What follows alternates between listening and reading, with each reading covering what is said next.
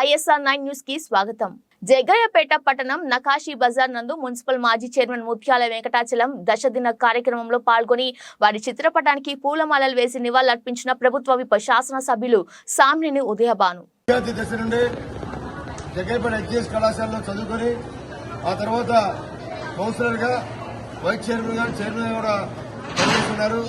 ముత్యాల వెంకటాచలం ఎప్పుడు కూడా కాంగ్రెస్ పార్టీలో కార్యకర్తగా ఉంటూ ఇక్కడ ప్రాంతంలో జగ్గయ్యపేట ప్రాంతంలో అనేక మందికి ప్రతి కుటుంబానికి తన దగ్గరవుతూ ప్రతి వారికి కూడా అనేక రకాల అవసరాలని ఆ కుటుంబ అవసరాల కోసం అలానే వారి యొక్క వ్యక్తిగత పనుల కోసం కూడా ఎప్పుడూ శ్రమించేవాడు. అలానే జగ్గయ్యపేట పట్టణాన్ని కూడా అభివృద్ధి చేసే విషయంలో తన వంతు పాత్ర వహించాడు. అలానే కనకదుర్గమ్మ దేవాలయానికి కూడా దేవాలయ అభివృద్ధి కోసం దసరా నవరాత్రులప్పుడు అలానే మిగిలిన సమయంలో కూడా ఈ దేవాలయ అభివృద్ధి కోసం కూడా నిరంతరం కృషి చేశాడు. అలానే పేద వర్గాల కోసం అతను ప్రభుత్వం నుండి ఏదైనా సహాయం కావాలంటే తన వంతు అందరికీ సహాయం చేసేవాడు.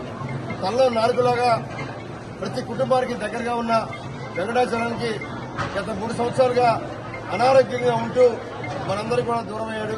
ఏదేమైనప్పుడు కూడా మరి ముత్యాల వెంకటాచలం ఆయన బ్రతుకున్నంతకాలం ఒక మంచి మనిషిగా ప్రతి వారికి పరోపకారిగా తన వంతు సహాయం చేస్తూ అందరి గుండెల్లో కూడా నిలిచిపోయాడు.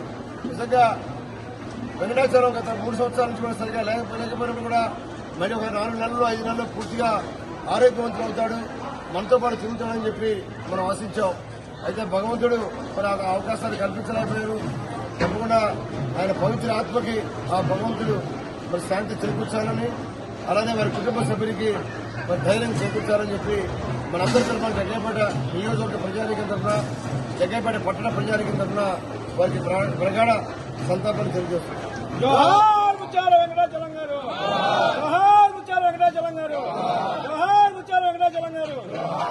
అలానే మా నాన్నగారికి సామాన్య విశ్వాసం గారికి కూడా ప్రియ శిష్యుడిగా ఎప్పుడు కూడా మరి మా నాన్నగారు మరి కుమారులుగా మాకెంత ప్రేమిస్తాడో వెంకటాచలం కూడా అదేవిధంగా ప్రేమిస్తూ ఎప్పుడు కూడా ఫోన్లో మరి ఏం ఫోన్ చేసావా జనం ఏంటి ఎక్కడున్నావు అంటూ ఎప్పుడు కూడా ఆప్యాయతగా ప్రకటించాడు మా నాన్నగారు కూడా. మరి అనుకోకుండా నాన్నగారు మరణించిన మార్చి 7వ తారీఖే మళ్ళీ ఇది కూడా మార్చి 7వ తారీఖు మరణించడం జరిగింది. ఏదైనా మరి దగ్గర సంబంధాలు మా నాన్నగారికి వెంకటాచలం కూడా ఉన్నాయి. అటువంటి వెంకటాచలం మనందరికీ భావిస్తున్నాం.